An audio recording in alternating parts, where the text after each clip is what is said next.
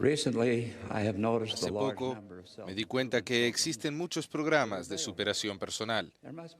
La demanda de esos productos debe ser enorme, porque es casi imposible encender el televisor o la radio sin ver u oír publicidades de productos que prometen de todo, desde hacer bajar de peso hasta hacer renacer un exuberante cabello. A veces me pregunto si las personas que fabrican esos productos me conocerán en persona. Hoy me gustaría ofrecer mi propio plan de superación personal. El plan consiste en 3 pasos que me han sido útiles y confío en que les servirán también a ustedes. Además, este programa de superación personal es gratis. No es necesario que saquen su tarjeta de crédito, ni tampoco aparecerá en la pantalla un número de teléfono al cual hay que llamar de inmediato para no desperdiciar esta oportunidad que se ofrece una sola vez en la vida. Tal vez la mejor manera de enseñar esos principios es mediante parábola. Había una vez un hombre llamado Juan, que siendo muy joven experimentó mucho sufrimiento y angustia. Vagabundo y adicto al alcohol y las drogas, se hallaba enfermo y cansado de la vida. Cuanto más se hundía en la enfermedad y la desesperación, más consciente era de que si no cambiaba pronto, probablemente muriera abatido, inútil y solo. Tal vez, como resultado de haber asistido a la primaria algunas veces durante su niñez, Juan acabó en un centro de reuniones cercano en el que pidió ver al obispo. He arruinado mi vida, dijo Juan entre sollozos que le salían de lo más profundo del alma acongojada. Procedió a hablar sobre los errores que había cometido y que lo encaminaron en un sendero de destrucción propia y sufrimiento. El obispo escuchó la triste historia de Juan y se dio cuenta de que el hombre realmente deseaba arrepentirse y cambiar, pero también percibió que Juan tenía muy poca confianza en su capacidad de cambiar. Tras pensar por unos momentos acerca de qué decir, el obispo alzó la mirada y dijo: Juan, he tomado 3 decisiones que me han ayudado en la vida. Tal vez te sirvan a ti también. Por favor, dígame cuáles son, rogó Juan. Haré lo que sea. Lo único que quiero es volver a empezar. Quiero ser como era antes. El obispo sonrió y dijo: lo primero que debes comprender es que no puedes retroceder al pasado, pero no todo está perdido, ya que puedes empezar desde el punto en el que estás ahora. Toma la decisión de empezar tu arrepentimiento ahora. Hasta cierto punto todos somos como Juan. Hemos cometido errores. Y sin importar cuánto deseemos retroceder al pasado, no podemos. Sin embargo, podemos arrepentirnos y empezar desde el punto en el que estamos hoy. En el libro de Mormón encontramos el relato de Alma, el hijo de un gran profeta. Alma hijo se rebeló contra su padre y procuró obrar el mal. Después de la visita de un ángel que lo dejó inerte e incapaz de hablar, se arrepintió y se esforzó el resto de sus días por reparar el daño causado. Como resultado, bendijo y benefició las vidas de miles de personas. Alma no aceptó estar condenado por causa de errores pasados. Aunque entendía que no podía borrar lo pasado, también comprendía que tenía la facultad de arrepentirse y comenzó nuevamente desde el punto en el que estaba. ¿Cómo empezamos a arrepentirnos? Lo primero es reconocer nuestros errores y decidir arrepentirnos. Decidir hoy mismo, que seremos mejores, que llevaremos vidas nobles y compasivas y que nos esforzaremos por parecernos más al Salvador. Nuestro destino final depende de nuestras decisiones diarias. Josué, un gran profeta del Antiguo Testamento, lo comprendía y por eso dijo: escogeos hoy a quien sirváis, pero yo y mi casa serviremos a Jehová. Josué entendía que lo esencial es no demorar en escoger ser más rectos. Asimismo, nosotros también debemos decidir ahora. ¿Estarán nuestras vidas llenas de remordimiento y desesperación? ¿O nos arrepentiremos y nos esforzaremos a diario por hacer que nuestros días sean significativos? La dicha o la desesperanza del mañana dependen de las decisiones de hoy.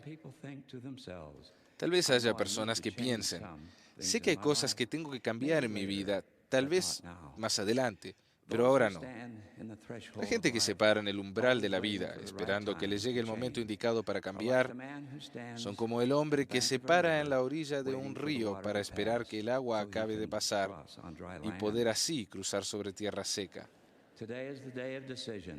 El día para decidir es hoy. Cuando Juan escuchó las palabras del obispo, prometió hacer lo que él le decía. Debido a sus adicciones, Juan sabía que tenía que arrepentirse y mejorar su estado de salud, así que se internó voluntariamente en una institución en la que atravesó el largo proceso de recuperación. Comenzó a ingerir alimentos nutritivos, a caminar y a hacer ejercicio. Con el pasar de las semanas, Juan logró librarse de sus adicciones. Notó que su salud mejoraba y empezó a sentirse más fuerte, pero todavía no estaba satisfecho. Le quedaban tantas cosas por mejorar que se sintió abrumado y desalentado. Así que una vez más hizo una cita con el prudente obispo. Fue entonces que se enteró de cuál es la segunda decisión. Juan, le dijo el obispo, lo más probable es que todo esto te sea muy difícil si piensas que puedes lograr la perfección de una vez. Debes aprender a escoger tus prioridades. Debes poner lo que va primero en primer lugar. En la mayoría de los casos se crece lentamente, paso a paso. Lo comprendemos cuando se trata de dominar un instrumento musical, de convertirnos en atletas consumados o de pilotear un avión. Pero cuando no progresamos según nuestras expectativas en todos los aspectos de la vida, a menudo casi no nos perdonamos. Los grandes escultores y artistas pasan un sinnúmero de horas perfeccionando sus talentos.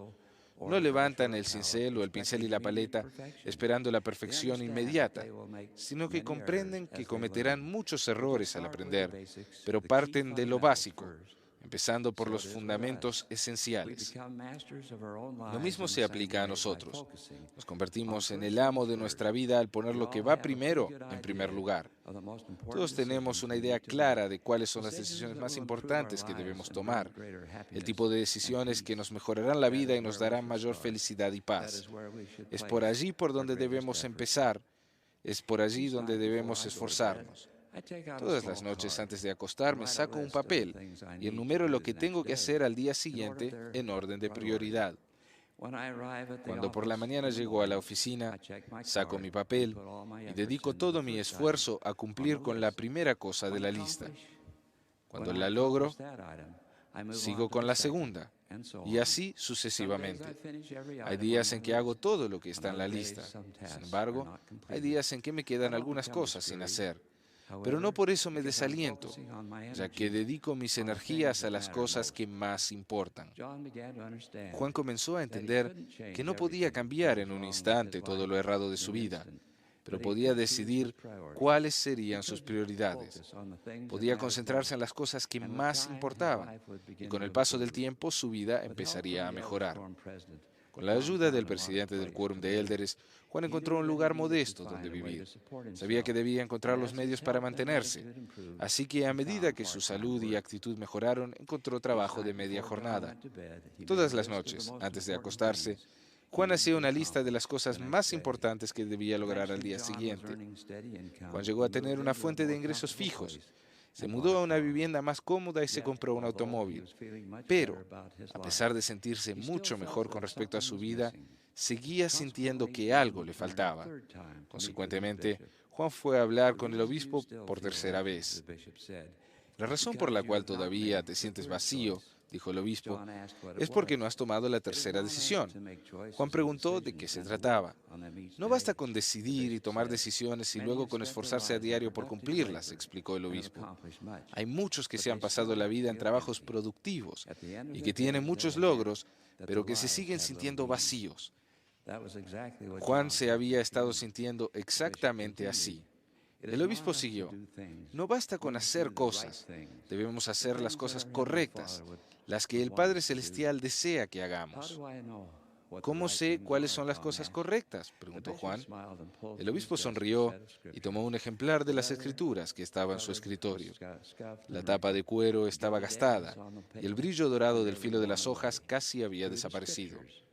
por medio de las escrituras y de las palabras de los profetas de los últimos días, contestó el obispo.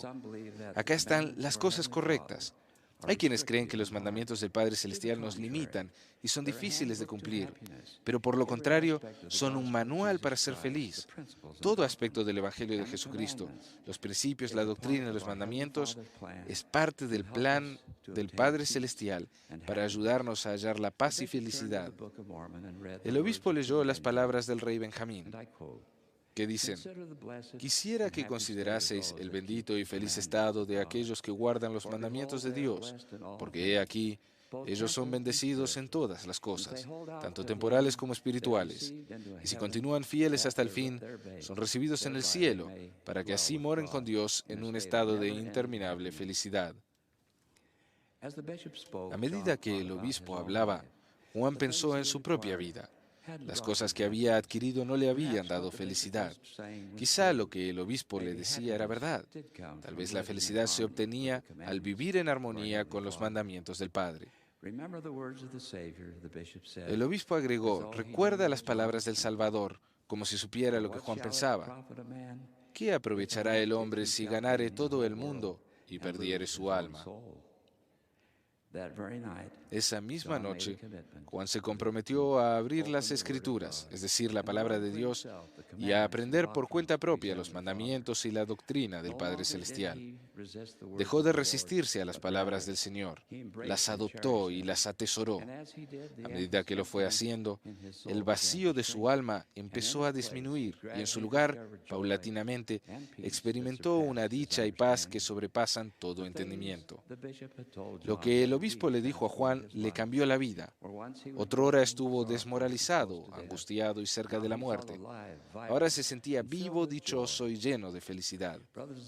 Hermanos y hermanas, nuestro amoroso Padre Celestial nos ha dado las Escrituras, que nos indican el sendero que lleva a la paz y felicidad. En la actualidad tenemos un gran motivo de regocijo, porque su Hijo nos habla a todos.